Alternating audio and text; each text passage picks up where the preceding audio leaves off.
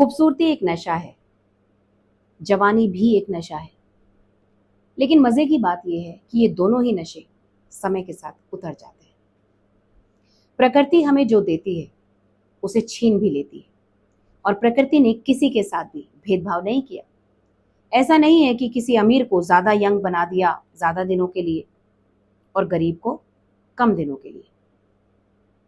प्रकृति ने हम सभी को एक पलड़े में एक साथ तोला है। लेकिन आज इस टॉपिक पर मैं बात कर रही हूँ, हो सकता है आप में से कुछ लोगों को लगे कि मैम आज कहाँ से टॉपिक उठाकर लेकर आई है, लेकिन बात तो करनी बनती है। मैं तो हर टॉपिक पर बात करती हूँ। खूबसूरती को मेंटेन करने के लिए, अपने रंग को मेंटेन करने के लिए, अपनी यंगनेस को मेंटेन करने के लिए आज के टाइम में जितने भी बॉलीवुड सेलिब्रिटीज, तो बहुत बड़ी बात है कि उन लोगों को तो वहां पे अपना फिजिकल अपीयरेंस के द्वारा ही काम मिलता है। आम महिलाएं वो सारे ट्रीटमेंट लेने लगी हैं जिनसे वो लंबे समय तक यंग दिखे, उनके चेहरे पर एक भी झुर्री ना आए, उनकी स्किन एकदम यंग रहे, उनकी एज कोई जज ना कर सके। सवाल ये उठता है, क्या है ये? क्या ये सही है? अपनी बॉडी के अंदर ऐसी चीजें इंजेक्ट करना सिर्फ एक नशे की लत, ये भी एक नशा है खूबसूरती कि कम नहीं होनी चाहिए। आपने बहुत सारे बॉलीवुड सेलिब्रिटीज को देखा होगा, वे बोटॉक्स ट्रीटमेंट लेते हैं और ग्लूटाथायोन करके शायद कोई इंजेक्शन है वो भी लेते हैं, पिल्स खाते हैं, सर्जरीज कराते हैं, वहां तक तो ठीक है। लेकिन वो अपनी ब्यूटी को मेंटेन करने के लिए डेली के डेली इंजेक्शंस लेते हैं ऐसी चीजों के जिससे उनकी ब्यूटी मेंटेन रहे, उनकी यंगनेस मेंटेन रहे, उनकी स्किन पे कोई छुरी ना पड़े। और नतीजा, छोटी छोटी उम्र में उन्हें इस दुनिया से अलविदा कहना होता है। अब गंभीर मुद्दा यहाँ पर आ गया है कि अभी तक तो ये चीजें वही लोग करते थे जिन्हें पूरी दुनिया में अपने आप को दिखाना होता है, हमारी बॉडी बिल्कुल फिट होनी चाहिए, इंचेस में नापा जाता है उनको। लेकिन अब आप आम महिला और पुरुष भी इस दौड़ में शामिल हो गए। पुरुषों की बात करें तो पुरुषों को प्रोटीन, स्टेरॉइड्स और प्री वर्कआउट और पता नहीं क्या क्या चीजें वो मार्केट में आ गई है। बहुत सारी स्टडीज में पता चला है कि जो प्रोटीन पाउडर मार्केट में अवेलेबल हैं, हमारी इंडस्ट्री की बात करें, हमारे कंट्री की, वो अच्छे नहीं है। वो किडनी को इफेक्ट करते हैं, लीवर को इफेक्ट करते हैं, हार्ट को इफेक्ट करते हैं। जो ये स्टेरॉइड्स वगैरह लेते हैं जिनके बिना ये बॉडी नहीं बना पाते, उसी के चलते आपने अक्सर देखा होगा कि जिम में बहुत सारी मौतें हो रही हैं, लाइव हो रही हैं। तो अब लोग बोल रहे हैं कि अरे ये तो उसकी वजह से हो रहा है, वैक्सीन लगवाई थी। आप अपने मन को बहला सकते हैं बहुत सारी चीजों से, लेकिन कारण क्या है वो ध्यान सुनिए। जिम में महिला हो चाहे पुरुष, ऐसी चीजें अपनी बॉडी में डाल रहे हैं पाउडर के थ्रू, इंजेक्शन के थ्रू, प्री वर्कआउट और फलाना फलाना पता नहीं क्या क्या चीजें, जो सीधे आपके नर्वस सिस्टम पे अटैक करती हैं। ये एक तरह का ऐसा पॉइजन है जिसे लगातार लंबे समय तक लेने पर आपकी बॉडी, आपके ऑर्गन्स इतने ज्यादा इफेक्ट हो जाते हैं कि वो सडनली चलना बंद हो जाते हैं।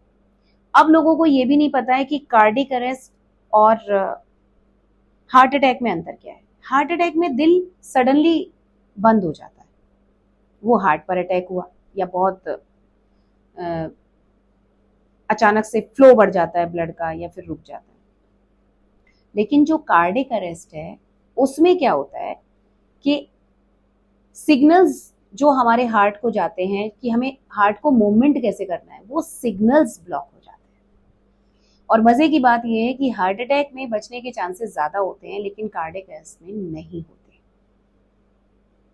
ज्यादातर केसेस में ऑन द स्पॉट डेथ होती है। ये सारी प्रोडक्ट, ये सारी चीजें, कोई सांवला है उसे गोरा होना है, कोई बूढ़ा है उसे जवान होना है, कोई जवान है तो उसे और जवान और खूबसूरत दिखना है, उसको अपने फीचर्स बड़े शार्प करने हैं, बोटॉक्स और पता नहीं क्या क्या आलाने फलाने ट्रीटमेंट आ गए हैं मार्केट में।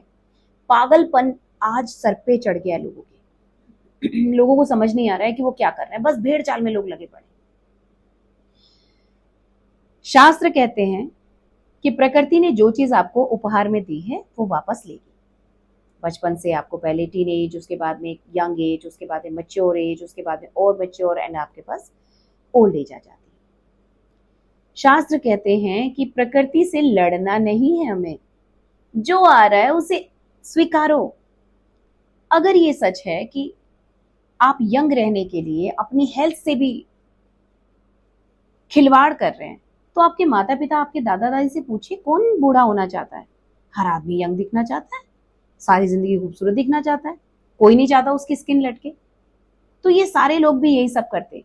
प्रकृति ने जो नियम निर्धारित किए हैं सबके लिए, वो अच्छे हैं, बहुत अच्छे हैं।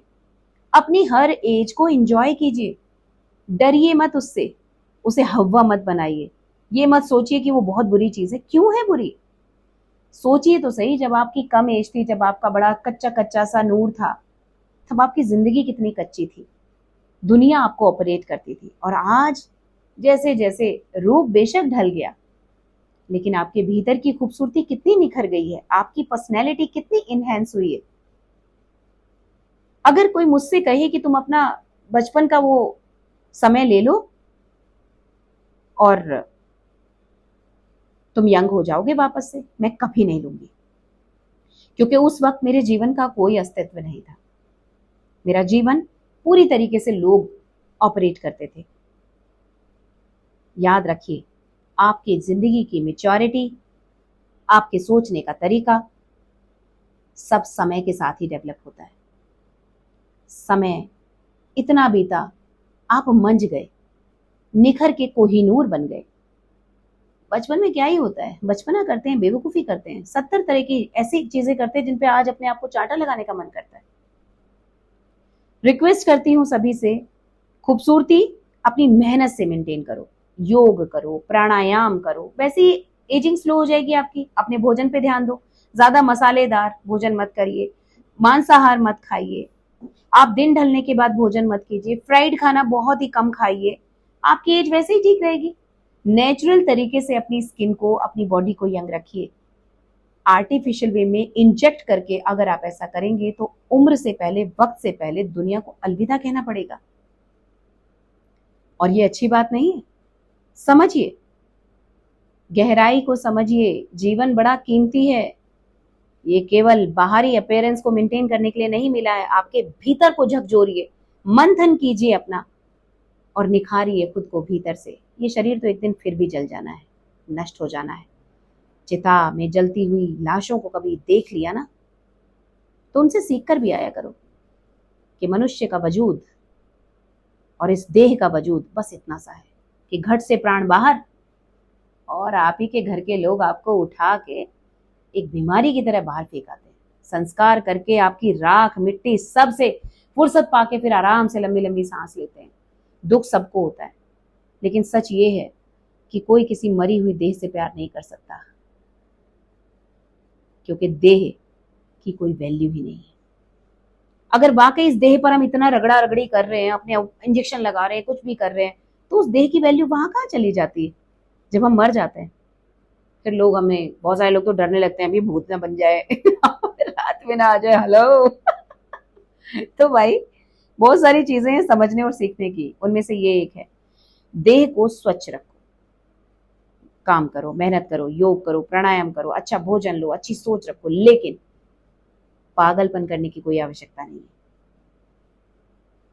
देह के प्रति इतने आसक्त ना हो जाओ कि केवल उसी पे आपका सारा फोकस हो जाए और आप अपने आप को भूल जाए। Mind it.